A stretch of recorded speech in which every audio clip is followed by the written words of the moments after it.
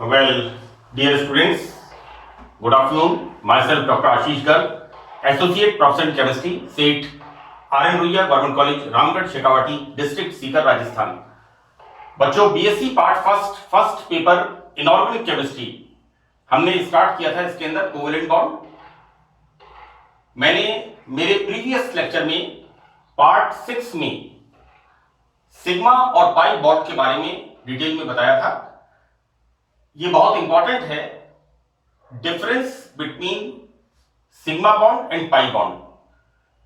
Sigma बंध और पाई बंध में क्या अंतर होता है। बच्चों, मैंने आपको बताया था सबसे इंपॉर्टेंट चीज फिंगर्स के थ्रू कि दिस इज द एक्सिस। बच्चों, ये 3 एक्सिस हैं, X axis, this is the X axis, this is the Y axis and this is the Z axis, right. यहां पर हम देखते क्या है कि जब ऑर्बिटल्स की ओवरलैपिंग होती है तो यहां पर दूसरे, right, this is the X Y and Z, इनको हम देखते हैं बच्चों, this is the axial overlapping, अक्षीय अतिव्यापन, लाइक दिस। यहां पर कंप्लीट ओवरलैपिंग होती है और सिग्मा बॉन्ड का फॉर्मेशन होता है।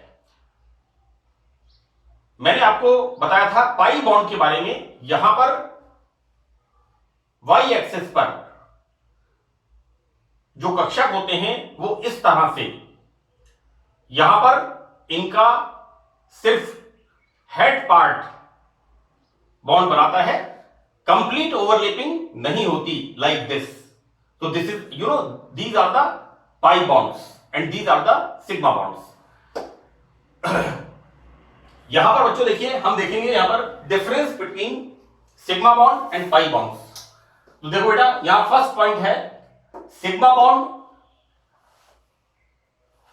एक अक्ष पर समअक्षीय अतिव्यापन कोएक्सियल ओवरलैपिंग से बनते हैं। जैसे मैंने आपको बताया, इस तरह से कोएक्सियल एक्सिस मिलते हैं, जबकि यहां पर समपार्श्विक कोलैटरल ओवरलैपिंग से पाई बॉन्ड्स का फॉर्मेशन होता है। यहां पर बच्चों इस तरह से, this is the pi bonds, right. Pi bonds में कंप्लीट ओवरलैपिंग नहीं होती, इसलिए पाई बॉन्ड्स वीकर होते हैं। सेकंड पॉइंट,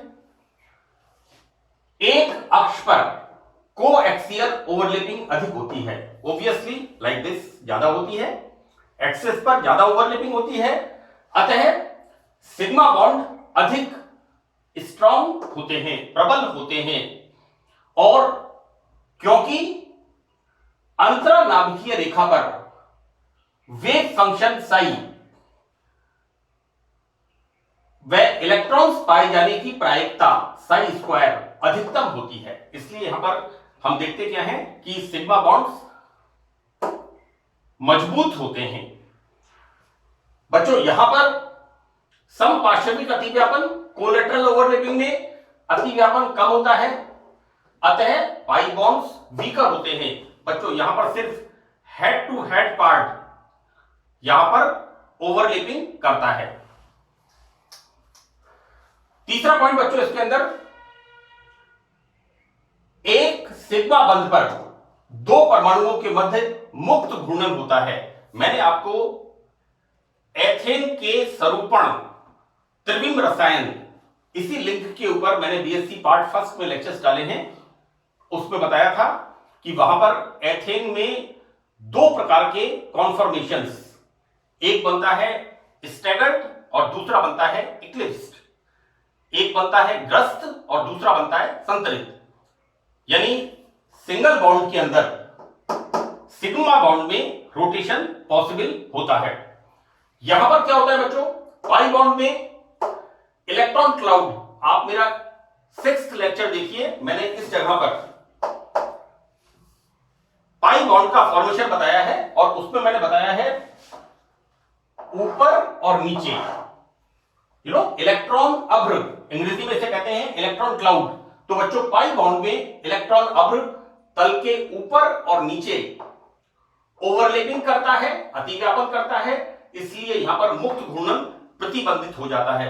बच्चों, geometrical isomerism BSc part first stereochemistry, इसी लिंक के ऊपर वहां पर आप देखिए double bond free rotation restricted होता है, प्रतिबंधित होता है। तो बच्चों दिस इज द डिफरेंस, ये बड़े इंपॉर्टेंट है। और इसमें आपसे अगर पूछा जाता है, आपसे अगर ये पूछा जाता है तो बच्चों ये मैंने आपको बताया है। मैं आपको बताऊं कि मैं इसी तरह से SN1 and SN2 reactions, nucleophilic substitution reaction 1 unimolecular and nucleophilic substitution reaction bimolecular, बच्चों SN1 is the 2 step process while SN2 is the 1 step process। मैं इसी तरह के डिफरेंसेस मैंने उसमें भी बताए हुए हैं। एनीवे यहां पर हम देखते हैं बच्चों कि किस तरह से हमने देखा कि सिग्मा बॉन्ड और पाई बॉन्ड के अंदर difference, sigma bond is stronger while pi bond is weaker, दुर्बल होते हैं, राइट। नाउ बच्चों इसके अंदर हम देखते हैं, हम अपने टॉपिक के ऊपर आते हैं। अभी तक हमने जो बॉन्ड सिग्मा और पाई बॉन्ड्स के बारे में पढ़ा है, तो हमें डिटेल में संकरण के बारे में, हाइब्रिडाइजेशन। देखो बेटा ऐसा है कि जो बायो वाले स्टूडेंट्स हैं वो संकरण से परिचित हैं, है ना। मैं आपको एक बात बता दूं कि हरित क्रांति जब हुई थी, हमारे राजस्थान में या भारत में कृषि प्रधान देश है, और मैं हरित क्रांति की बात कर रहा हूं। उस समय वैज्ञानिकों ने रिसर्च की, संकरण की जरूरत क्या पड़ी, हम संकरण को किस तरह से समझे। ये मैं आपको एक एग्जांपल देके बता रहा हूं, एक वनस्पति शास्त्र का, कि एक वैरायटी जो गेहूं की होती थी, वीट की, उसका वीट बहुत अच्छी क्वालिटी का था, लेकिन उसका जो पौधे का स्टेम था वो लंबा था और वीकर था। तो ऐसी स्थिति में जब कभी कोई प्राकृतिक आपदा, तूफान, आंधी, ओले, तो ऐसी स्थिति में वो पौधा टूट के गिर जाता था और फसल की मात्रा कम प्राप्त होती थी। दूसरी तरफ क्या देखा गया कि एक और गेहूं की किस्म, वैरायटी, उसके अंदर तना तो स्ट्रांग था, लेकिन उसका जो वीट था वो अच्छी किस्म का नहीं था। तो साइंटिस्ट ने क्या किया, good variety and bad variety, एक का स्टेम वीक था, एक का स्टेम स्ट्रांग था।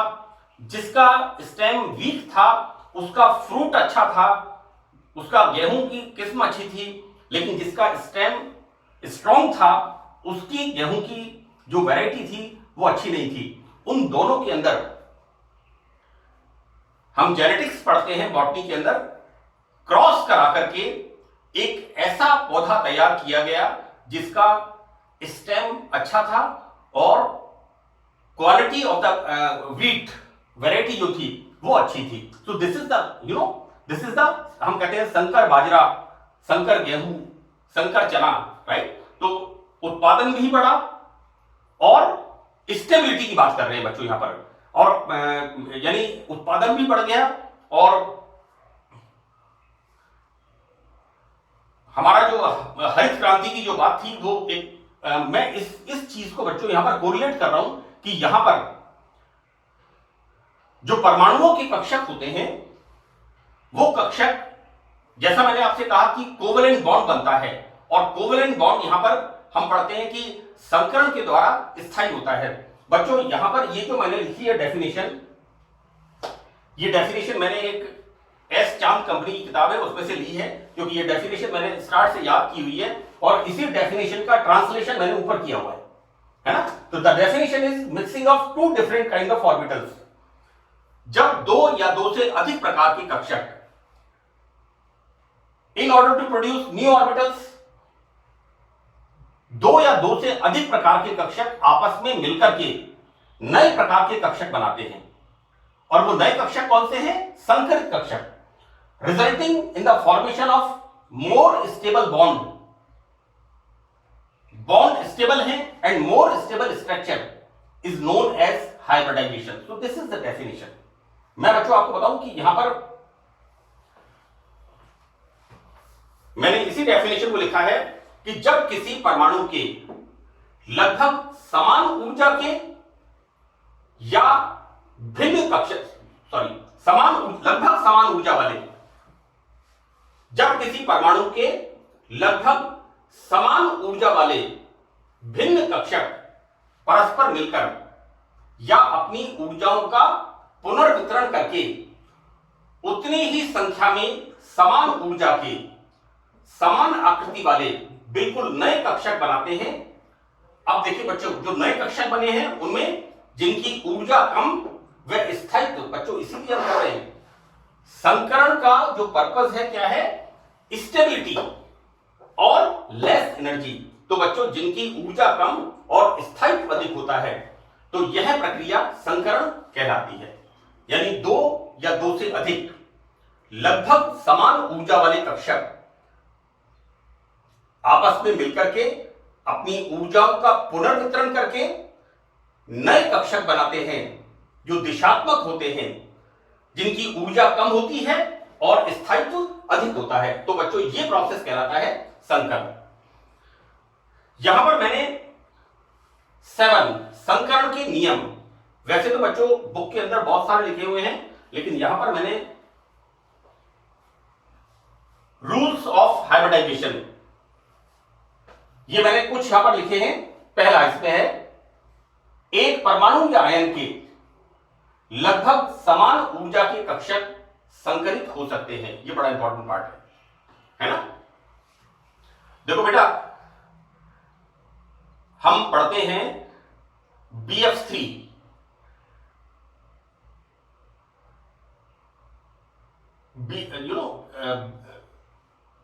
इस एग्जाम्पल को छोड़िए।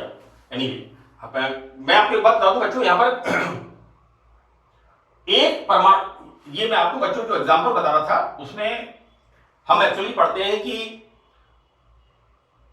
13th ग्रुप के जो हैलाइड्स हैं, जो मैं BF3 की बात कर रहा था वो थोड़ा एग्जाम्पल लंबा हो जाएगा, इसलिए उसकी जरूरत नहीं है। हम अपने टॉपिक पर आते हैं क्योंकि वो एग्जाम्पल थोड़ा इससे डिफरेंट है। बच्चों देखिए यहां पर क्या हो रहा है, एक परमाणु के या आयन के लगभग समान ऊर्जा के कक्षक संकरित हो सकते हैं, राइट। यहां पर ये हमारा फर्स्ट नियम है। दूसरा यहां पर संकरण में क्या होता है कि संकरित कक्षकों की संख्या संकरण में भाग लेने वाले कक्षकों की संख्या के बराबर होती है। बच्चों जितने कक्षक संकरण में भाग लेते हैं हमें उतने ही नए हाइब्रिडाइज्ड ऑर्बिटल प्राप्त होते हैं। अगर हम कहते हैं sp संकरण, जैसा मैंने यहां पर लिखा है 1s and 1p, हमें कितने मिलेंगे 2sp संकरण, 2 sp हाइब्रिडाइज्ड ऑर्बिटल हमें मिलते हैं। तो जितनी संख्या में कक्षक संकरण में भाग लेते हैं उतनी ही संख्या में हमें नए संकरित कक्षक प्राप्त होते हैं। Third one, this is the most important, संकरित कक्षक दिशात्मक होते हैं जिनमें प्रबल बंध बनते हैं। ये बड़ा इंपॉर्टेंट पैरामीटर है कि हाइब्रिडाइज्ड जो ऑर्बिटल्स हैं, these are the directional in nature, दिशात्मक प्रकृति के होते हैं। चौथा पॉइंट है, this is again important point, इसके क्वेश्चन पे आपको बताऊंगा, VSEPR, valence shell electron pair repulsion theory, संयुक्तता कोश इलेक्ट्रॉन प्रतिकर्षण सिद्धांत, राइट। बच्चों यहां पर हम क्या देखते हैं कि संकरित कक्षक आपस में अधिकतम दूरी पर स्थित होते हैं। बच्चों हम sp3 संकरण सबसे कॉमन हाइब्रिडाइजेशन है, और sp3 हाइब्रिडाइजेशन के अंदर टेट्राहेड्रल स्ट्रक्चर, इस तरह की संरचना, यहां पर like this is the tetrahedral structure, 1 2 3 and this is the fourth one, this is the tetrahedral structure like this, इस तरह से लाइक दिस, राइट। यहां पर संकरित कक्षक आपस में अधिकतम दूरी पर स्थित होते हैं क्योंकि इनमें उपस्थित बॉन्ड पेयर व लोन पेयर LP एक दूसरे को प्रतिकर्षित करते हैं। ये बड़ा इंपॉर्टेंट पॉइंट है बच्चों। यहां पर bond pair repulsion is less than bond pair lone pair repulsion and यहां पर lone pair repulsion is less than lone pair repulsion. बच्चों मैंने आपको इसी के अंदर NF3 और NH3 का डाइपोल मोमेंट के बारे में डिस्कस किया था और वहां पर मैंने बॉन्ड एंगल भी लिखा था कि NH3 का बॉन्ड एंगल 107 डिग्री 0.5 मिनट, जबकि NF3 के अंदर बॉन्ड एंगल 102 डिग्री 0.5 के आसपास होता है ना। तो वहां पर ये जो फैक्टर है bond pair repulsion is less than bond pair lone pair repulsion and bond pair lone pair repulsion is less than lone pair repulsion. This is again a very important point. Now fifth one, विशिष्ट संकरण से प्राप्त सभी संकरित कक्षकों का त्रिविम विन्यास होता है। हम अगर sp संकरण की बात करते हैं then the structure is linear. sp2 की बात करते हैं द स्ट्रक्चर इज ट्राइगोनल। अगर हम sp3 संकरण की बात करते हैं then the structure is tetrahedral, चतुष्फलकीय संरचना। यानी विशिष्ट संकरण में जो संकरित कक्षकों की आकृति होती है वो विन्यास एक निर्धारित विन्यास होता है।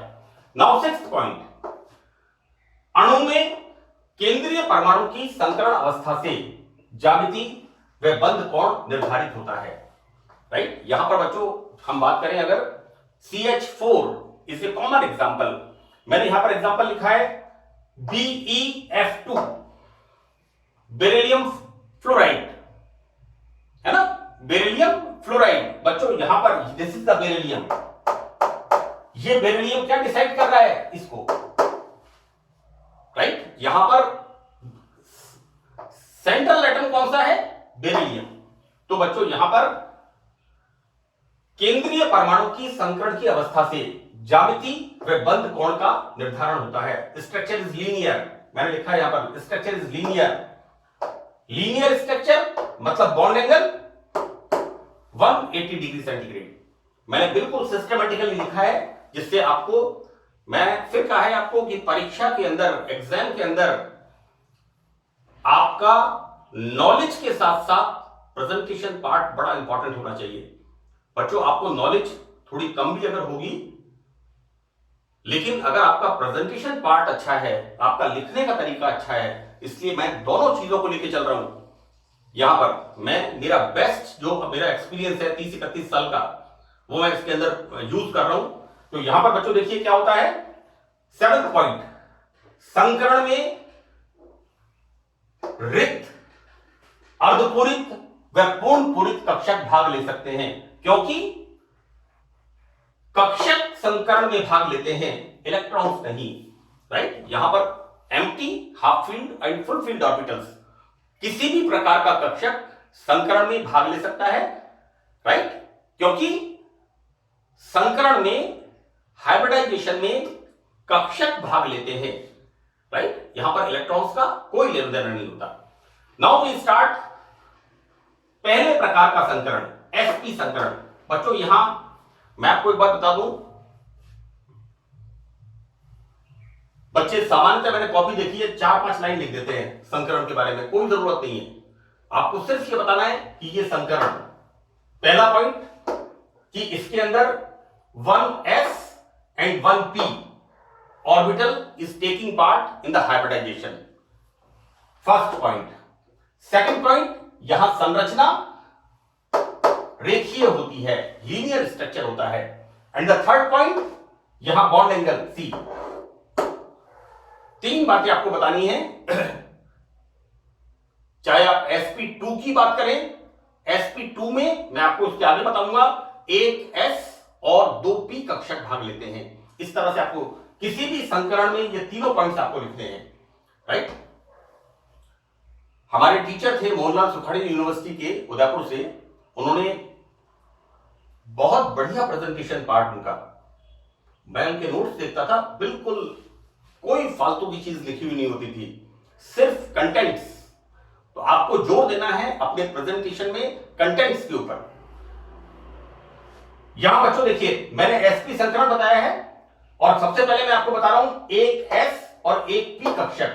तो आकृति कैसी बनती है, इस तरह की। यहां पर कितने कक्षक भाग ले रहे हैं? 2। ये sp संकरित कक्षक कितने बनेंगे? 2। यहां पर बच्चों एक छोटा सा लूप है और एक बड़ा लूप है, राइट।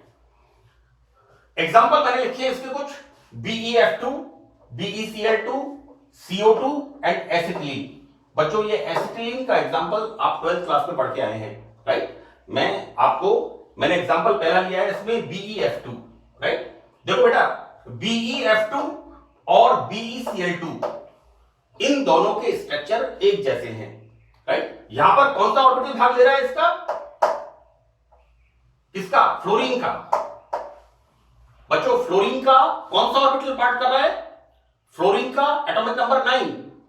हम क्या पढ़ते हैं? 1s2, 2s2, 2p5, और 2p5 को हम कैसे पढ़ते हैं?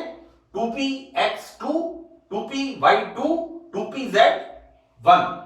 यहां पर ये 2pz कक्षक दोनों तरफ से किसके साथ बॉन्ड बना रहा है? बेरिलियम के, राइट। बेरिलियम के कक्षक के साथ यहां पर बॉन्ड बनाता है। देखो बच्चों बेरिलियम के s और p कक्षक ऐसी आकृति सी लाइक दिस। थोड़ा सा आप लोग इलेक्ट्रॉनिक कॉन्फ़िगरेशन लिख के इसको ड्रॉ करके देखना। बाकी इसके बाद वाले एग्जांपल्स के अंदर मैं इलेक्ट्रॉनिक कॉन्फ़िगरेशन लिख के भी बताऊंगा, क्योंकि बेरिलियम का एटॉमिक नंबर कितना है? 4। HELIBE एटॉमिक नंबर 4 है ना, छोटा सा इलेक्ट्रॉनिक कॉन्फ़िगरेशन है, इसलिए मैंने इलेक्ट्रॉनिक कॉन्फ़िगरेशन नहीं लिखा है। तो दिस इज द, देखो बेटा ऐसा है, अब मैंने जैसे आपसे कहा कि BeF2, यदि हम BeCl2 की बात करें तो यहां पर कौन से कक्षक होंगे? क्लोरीन के 3pz कक्षक, जबकि फ्लोरीन में 2pz कक्षक।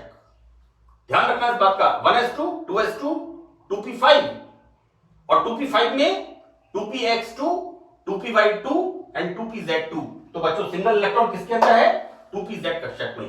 इस तरह से बच्चों यहां पर हम बेरिलियम फ्लोराइड, इसका हम sp संकरण बताते हैं। बच्चों इसके नेक्स्ट पार्ट के अंदर मैं इस संकरण के 1-2 एग्जांपल्स और बताऊंगा, और बाकी फिर हम जो अन्य प्रकार के संकरण हैं उनका हम नेक्स्ट पार्ट में अध्ययन करेंगे। So that's all in this lecture. Thank you.